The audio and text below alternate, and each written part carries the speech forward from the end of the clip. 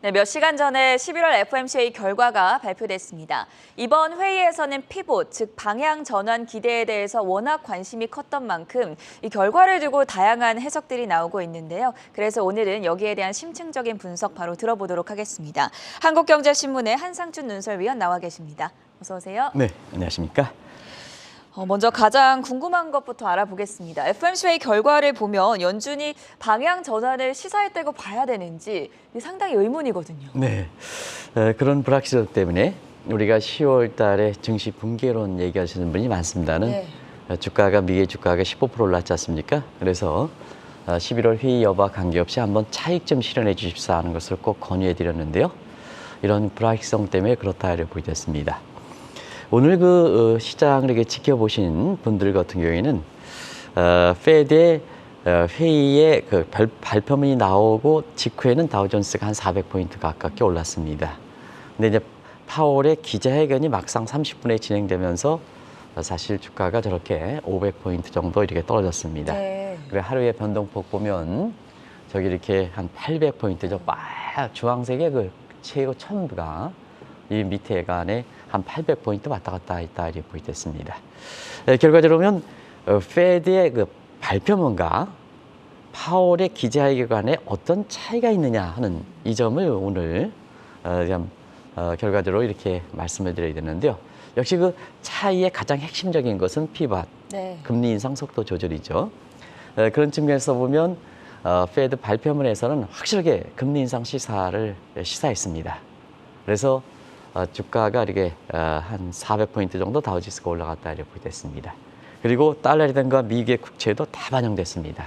국채 금리는 4% 밑으로 떨어지고 그렇죠. 달러 인덱스도 달러 가치가 떨어지는 이런 모습을 보였는데요. 시장이 이 파월의 기자회견으로 통해서 아주 급반조절, 안 좋은 쪽으로 반영됐습니다. 그래서 파월의 기자회견의 대반란이다 이렇게 보시면 되겠는데요. 아주 애매모호한 표현을 썼죠. 그래서 아까 이엔 캐스께서 잘 정리해 주셨습니다는 12월부터 금리 인상 속도를 조절한다. 이건 발표문의 내용과 똑같습니다. 근데 최고 금리는 올리겠다. 이건 또 상충되죠. 그렇죠. 그리고 인플레 관련된 아직도 갈 길은 멀다.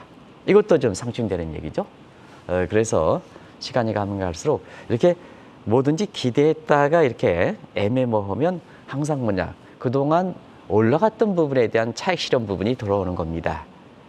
그렇죠? 네. 그래서 시장에서는 변한 것이 없다 하는 인식을 통해서 차익 매력까지 쏟아지는 상태에서 급락세로 돌변했다 이렇게 됐습니다. 그래서 지금 페드의 발표문과 파월 의장의 기자회견의 애매모호한 이 확실한 건 어떻게 해서 발표해 지느냐 하면 역시 11월에 페드 회의의 의사록 요건 이제 한 3주 후에 발표되는데요. 네. 이것이 나와야 우리가 구체적으로 알 수가 있다 이렇게 보시면 되겠습니다. 사실은 오늘 페드가 피벗을 이렇게 인사한 것이냐 안 한 것이냐 논란은 월가에서 시장에서 굉장히 증폭됐던 것은 미국의 학계에서도 피벗이 지금 필요하냐 아니냐를 놓고 굉장히 논란이 이렇게 됐던 거거든요. 그런 측면에서 서머스 미 하버드 교수 그리고 옛날에 프린스턴대 교수 이게 이제 경제학에서는 하버드, 프린스턴 양대 산맥이거든요. 네. 그래서 서머스와 프린스턴이지만 하버드, 프린스턴 간의 싸움이다 이렇게 얘기를 하거든요. 네. 그래서 항상 서머스와 크루그만 교수는 아마 한국경제TV에서 2009년에 빌 클린턴 전 대통령과 함께 크루그만 교수를 GFC 1호로 이렇게 모셨었는데요. 그때 이후로 서머스와 크루그만은 서로 모든 현안에 대해 반대 입장을 취한다 이렇게 보여졌습니다. 그래서 피벗 놓고 3차 대논쟁이 있는다. 그래서 학계에서도 이렇게 논쟁이 된 상태에서 오늘 페드 입장에서 발표문과 파월의 기자회견 간의 논쟁이 있으니까 네. 이것이 상당 부분 상승 자본에서 지금 증폭되는 상황이다. 한 거냐 안 한 거냐. 그리고 이것이 이제 지금부터 한번 풀어가도록 하겠습니다. 월가에서 주목하고 있는 서머스와 크루그만 교수의 3차 논쟁 조금 더 해석을 해볼까요? 네, 사실 코로나 이후에 네. 미국의 경기라든가 인플레라든가 고용 문제라든가 해서 논란이 됐던 사항입니다. 그래서 1차 대논쟁, 누구랑 서머스와 크루그만의 1차 논쟁은 작년 잭슨 홀 미팅에서 그랬다 이렇게 보여졌습니다. 그때는 아시겠습니다만 인플레와 관련된 성격 논쟁이죠. 그래서 서머스 같은 경우에는 인플레는 구조적이다. 이렇게 입장에 반해서 크루만 교수 같은 경우에는 일시적이다. 아직 서머스 교수를 의석한 지요. 워낙 뭐 얘기하면 크루만 이사 입장에서는 서머스 교수가 전부 반대하니까 전 앵커 입장에서도 그렇지 않습니까? 내가 전 앵커가 이렇게 진행하는데 사사건건이 반대해버리면 신경질 나시겠습니까? 안 나시겠습니까? 나겠죠. 나죠? 네. 그래서 크루만 교수는 아주 극단적 편을 써서 작년에 일시적이다.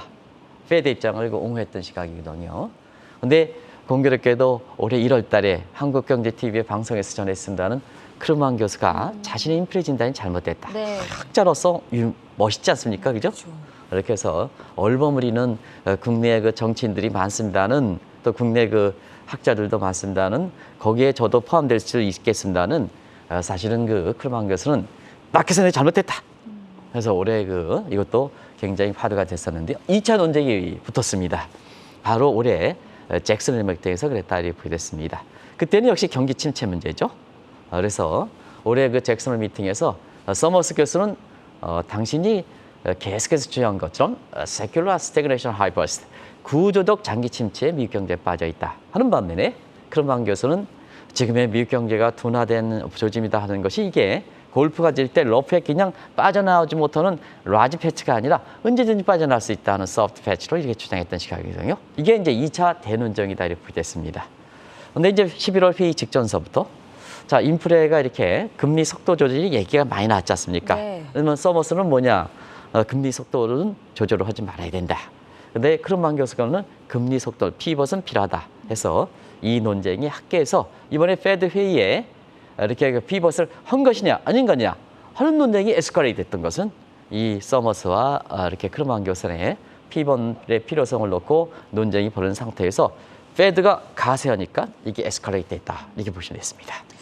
이제부터는 이번 회의에서 연준의 피봇 시사 여부를 알아볼 텐데요. 반대하는 입장에서는 아무래도 아직 물가, 그러니까 인플레이션이 잡히지 않았기 때문에 반대를 하는 거겠죠. 네, 파월의 고민이겠죠. 네. 사실 그동안 인플레 진단을 실수해서 올해 3월부터 뒤늦게 금리를 갤러핑으로 말이 뛰는 식으로 올라온 상태에서 이렇게 보면 물가가 잡히지 않은 상태에서 피벗, 금리 인상 속도 조절하기는 상당히 이렇게 한계가 있는 상황이죠. 이 문제도 이제 지적해 드렸습니다는 그런 각도에서 오늘 그 최고 금리는 올리겠다. 그러면 아직 갈 길은 멀다. 그 입장을 디펜스했을 부분이 바로 그 물가가 잡히지 않았기 때문에 그런 것이 아닌가. 그래서 가장 이번에 11월 회의 이렇게 회의 직전에 이렇게 확인됐던 것이 9월 물가죠. 9월 물가를 다시 한번 보겠습니다. 일단은 CPI 소비자 물가가 9월에 전년도 월비는 둔화됐습니다. 8월에 8.3에서 8.2로 둔화됐는데 네. 의미는 크지 않지만 전월비는 올랐습니다. 0.4% 이렇게 올랐습니다. 그래서 이걸 가지고 피벗 하기는 굉장히 어렵죠. 그리고 국민들 입장에선 와닿지 않지만 통화정책에서 가장 중요한 자체가 근원 CPI이지 않습니까? 요거는 사실 피벗하기가 상당히 어렵습니다. 왜 그러냐면 전년 동월비라든가 전월비 방식이 전부 올랐다 이렇게 보겠습니다. 자막을 남겨주시기 바랍니다. 그래서 근원 CPI 건도 여기 나온 것처럼 사실 그 전년 동월비는 6.2% 상승했고 그 다음에 8월 대비해서 0.6% 상승했으니까 이걸 보면 피벗하기가 상당히 어렵죠. 근데 마지막으로 확인된 게 9월 그 PCE 물가 상승이거든요. 네. 이때는 전년 동월비든 전월비든 정체된 상태입니다. 그래서 아리까리했다 이렇게 이제 보시면 되겠습니다. 그래서 지금 상태에서는 저 CPI 상승률을 보면 8.2% 정도니까 지금의 인플레 타겟팅 선이 1%인 점을 가만히 볼 때는 뒤늦게 물가 진단 실수해서 뒤늦게 금리를 많이 올라간 상태에서 아직도 목표치 대비해서 4배가 넘는데 피반 얘기는 더 힘들지 않느냐. 그래서 오늘 기자회견에서 아직도 가야 할 길이 멀다 하는 이런 입장으로 표현한 것이 아닌가 이렇게 보고 있습니다. 자, 여기에 최종 금리는 예상보다 높을 것이라고 예상을 했는데요. 이번 달은 아니었지만 이제 다음 달 회의에서 점도표가 상향 조정될 거로 이런 의미로 봐야 될까요? 네, 오늘 그 파월의 기자회견 중에서 기자들 중에서 자 파월이 좀 치매에 걸리지 않았느냐 이런 극단적 표현까지 이렇게 물론 이제 기사하기는 어렵습니다는 그런 네. 뒤에까지 나온 때는 자 12월 빠르면 금리 인상 속도 조절한다. 근데 최고 금리는 올린다. 이게 무슨 얘기냐 도대체. 그러니까요. 바로 최고 금리가 올리는 부분이 주가가 떨어졌던 거거든요. 네. 그러면 이제 최고 금리가 올린다는 그 부분에 대해서 앞으로의 페드 의원들의 금리 변경의 의향지수를 내는 점도표 가지고 한번 보겠습니다. 아시겠습니다. 점도표는 매번 회의할 때마다 나오는 건 아니다 하는 걸 말씀드리겠습니다. 다들 아시죠? 그래서 경제 전망과 그다음에 점도표는 3월과 6월과 9월과 12월. 그러면 9월 달에 나왔으니까 12월에 점도표에서 최고 금리가 올라가는 이런 측면을 시사했으니까 최고 금리에 따라서 향후의 금리 인상 시나리오와 그다음에 주가에 미치는 영향을 한번 같이 보겠습니다. 아시겠습니다. 미국의 그 금리 정책 같은 경우에는 세 가지 금리가 있죠. 정책 금리, 그다음에 중립 금리, 적정 금리 이런 얘기를 하는데요.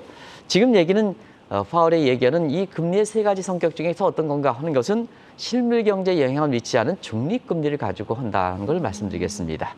그리고 지금 페드 입장에서 물가가 최우선 원칙이고요. 네. 그다음에 페드의 이렇게 물가를 잡기 위한 금리 정책의 기본적인 원칙은 이전에도 말씀드렸지만 Go, Stop, Hold 원칙이다. 옛날에는 Go, Stop, Go, Stop. 예. 옛날에는 Up and Down 이렇게 표현했습니다는 지금은 Go, Stop, Hold 원칙이다. 이렇게 이제 보시면 되겠습니다. 이런 각도에서 한번 보겠습니다. 그러면 지금 점도표에 나타나는 것이 각 의원들의 점도표가 다 다르지 않습니까? 네. 그걸 이제 스케일 다이어그램, 3포도 형식으로 쭉 나와서 중간값을 때리는 것이 바로 중립금리가 나오는 건데요. 그걸 전문적인 얘기를 하면 Optimal Control Rule이다 하는 측면에서 OCR이다 이렇게 보입니다. 그게 이제 우리나라 말로는 최적 통제 준칙이다. 오늘 이렇게 전문적으로 설명하는 것은 이걸 좀 아셔야 네. 페드의 파월 의장의 그 금리 얘기를 정확하게 아실 수가 있거든요. 이게 국내 언론에서는 그거를 얘기하지 못한 혼선이 빚는 겁니다. 그런 측면에서 지금의 금리의 그 점도표상에 나타나는 그 문제는 최적 통제 준칙에 의한 중립금리다 이렇게 보겠습니다. 자, 그러면 9월 달 보겠습니다. 9월의 점도표를 보면 중립금리가 4.5%. 다들 이제 아시죠? 그러면 이제 시청자 여러분 보겠습니다.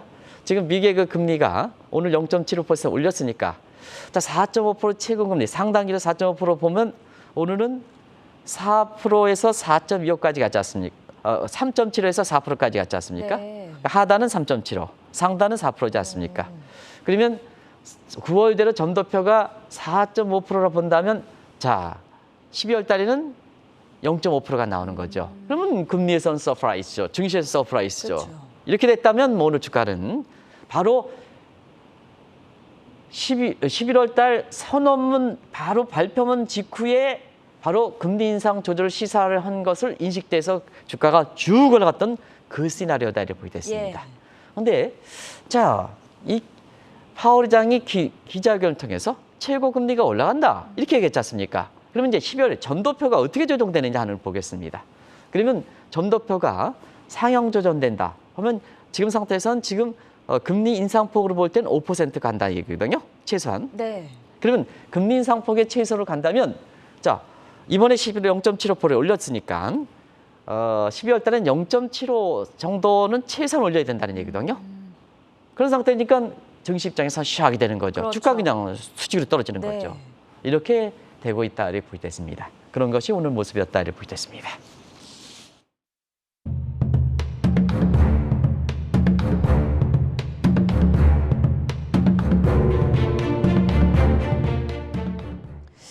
OCR 최적 통제 준칙 중립 금리를 통해서 저희가 왜 오늘 증시가 갑자기 올랐다가 떨어졌는지를 살펴봤는데요. 이번에는 피벗을 그래도 했다라는 보는 시각이 있습니다. 이 시각의 근거는 무엇일까요? 네, 사실 이 근거는 한 세 가지 의미를 꼽을 수가 있다고 보게 됐습니다. 일단 경기 침체 문제죠. 오늘 이제 페드의 선언문도 분명히 경기 침체에 대해서 의식을 하는 것 같아요. 그것이 피벗, 금리 인상 속도 조절에 대해서 처음에는 인식됐던 배경이 아닌가 생각합니다. 그건 뭐 시청자 여러분 아시겠습니다는 일반 국민 입장에서는 지금 100%다, 침체다 100%까지 이제 조사가 나오지 않습니까? 페드 입장에서는 이것을 의식을 안 할 수밖에 없다 이렇게 보겠습니다. 인플레만 잡기 위해서 금리만은 올려갈 수는 없다 이렇게 보겠습니다. 또 페드 자체도 굉장히 자충세에 걸려 있죠. 9월에 한번 전망치를 보면 올해 성장률이 0.4% 나왔거든요. 그러다 보니까 오쿤법칙상 GDP 갭으로 오면 올해는 1.5%의 DP 갭이 발생하는 거거든요. 네. 내년에도 0.5%의 DP 갭이니까 이 또한 페드 입장에서 부담이 되고 있다 이렇게 보겠습니다. 그리고 최근에는 자, 그동안은 2년물과 10년물의 역전 현상인데 최단물인 3개월과 10년물도 역전됐죠. 예. 이것이 이제 이번에 결과적으로는 페드가 의사록 발표대로 발표 회의 발표문대로 금리 인상 속도 조절을 시사한 것이 아니냐 하는 이런 쪽에 익히는 배경이다 이렇게 보겠습니다. 두 번째는 인플레를 잡기 위해서 지금 금리를 올려가는데요. 두 가지 측면. 하나는 총수관리 대책이 지금 미국 물가를 잡지 못하지 않느냐. 지금 여전히 8%대 있지 않습니까? 근데 반면에 부작용이 되는 거죠. 달러 강세에 따라서 부메랑이 되는 거죠. 빅테크 급정 실적 앞으로 나오는 거죠. 그러면 어느 날 갑자기 미국의 경기가 푹 떨어질 수 있다는 얘기입니다. 이쯤면 달러 부메랑적인 측면도 또한 사실 피벗에 대해서 금리 인상의 속도가 필요하다 하는 입장으로 정리되는 것이 아닌가 생각합니다. 그리고 마지막에는 파월 자체적인 문제입니다. 인플레 진단도 실수하고 그다음에 고용 문제도 실수하고 네. 경기 진단도 실수했지 않느냐. 뭐 하나 좀 건져야 되지 않느냐 하는 측면에서 향후의 금리 인상 속도에 대해서 계속해서 이것이 계속 피로감이 있을 것이다 하는 이런 쪽에서 이번에 어찌됐든 피벗에 대해서 발표문대로 시사한 게 아니냐 하는 인식이 계속해서 여운이 깔리고 있다 이렇게 보겠습니다. 이번 회의에서 방향 전환에 대한 명확한 입장이 없었더라도 그에 버금가는 어떤 조치가 곧 나올 것이다. 이렇게 보는 시각이 있지 않습니까? 네, 이 대목이 이제 굉장히 중요한 대목입니다. 네. 왜냐하면 우리가 어제도 이제 파월에 이렇게 페드 회의 직후에 다우존스 지수가 한 1000포인트 떨어지는 악몽에 대해서 얘기했는데요. 예. 오늘은 한 500포인트 정도 절반에 그치지 않았습니까? 그런 측면에서는 사실 피벗의 금리 인상 이런 기대가 여전히 앞으로도 계속 논란이 되지 않겠나 이렇게 보고 있습니다. 살아있다는 얘기입니다. 네. 근데 이제 페드 입장에서 보면 갑작스럽게 갤러핑을 올리다가 갑작스럽게 속도 조절이 어렵지 않습니까? 그러면 거기에 해당되는 쿼사이 그에 상응하는 조치를 필요하지 않겠느냐 하는 측면에서 어제도 이제 말씀드렸습니다는 일본과 이렇게 중국이 미국의 국채를 매각하는 이런 과정에서 네. 지금 미국도 크레딧 크런치, 신용 경색 현상이 아주 심한 상태거든요. 그리고 금리를 갑자기 올라가니까 그냥 향후에 불확실하니까 돈 있는 사람도 돈줄을 확 이렇게 쥐게 되거든요. 그러면 시중의 유동성은 금리가 상승하는 만큼 돈줄이 돌아가지 않는 거거든요. 여기에 중국과 일본이 국채 매각이니까 크레딧 크런치 현상이 더 되는 거죠. 그러다 보니까 미 재무부 입장에서 앨런 입장에서는 사실 본인 자신도 경기가 침체가 아니다 이렇게 입장에도 차익을 바이백하는 거거든요. 바이백은 네. 유동성을 공급하는 거 아니겠습니까? 그런 측면에서 실질적으로 보면 페드가 금리 인상을 이렇게 속도를 바로 명시적으로 하지 못하지만 지금의 크레딧 크런치 현상을 감안해 볼 때는 역시 그에 준하는 조치, 다시 말하면 금리 인상 속도 조절에 해당하는 준하는 조치를 취하지 않겠느냐 하는 것이 월가에서 지금 조심스럽게 나온다 이렇게 볼 때 있습니다.